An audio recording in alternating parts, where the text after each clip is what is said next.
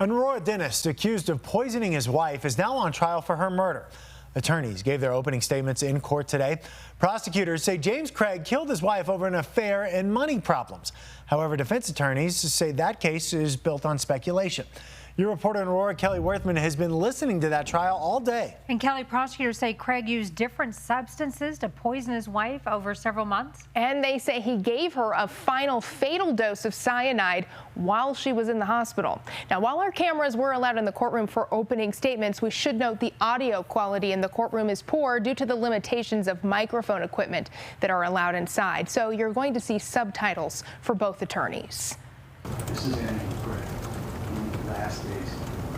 Using photos of Angela Craig during her last few days of life, the prosecution opened their case against the man they say killed his wife of 23 years, saying Dr. James Craig even poisoned Angela while she was in the hospital. He went in that room to murder, to deliberately and intentionally end her life with a fatal dose of cyanide. Citing money problems and infidelity as a motive, prosecutors accused the 47-year-old dentist of poisoning his wife's protein shakes several times, using a mix of arsenic, cyanide, and tetrahydrozoline, a medicine commonly found in eye drops. Among the evidence, says prosecutor Ryan Brackley, Dr. Craig's online research for those items and how to hide a murder. Those internet searches, how to make murder look like a heart attack.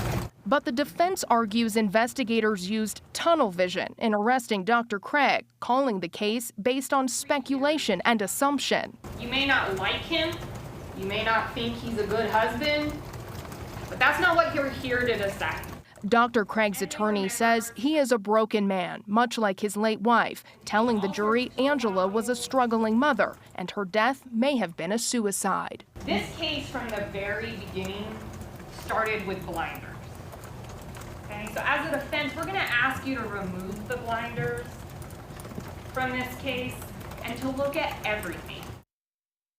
And prosecutors called their first witnesses this afternoon, including a nurse who treated Angela, which included asking questions about self-harm. And the nurse testified Angela told her she had never tried to or wanted to take her own life.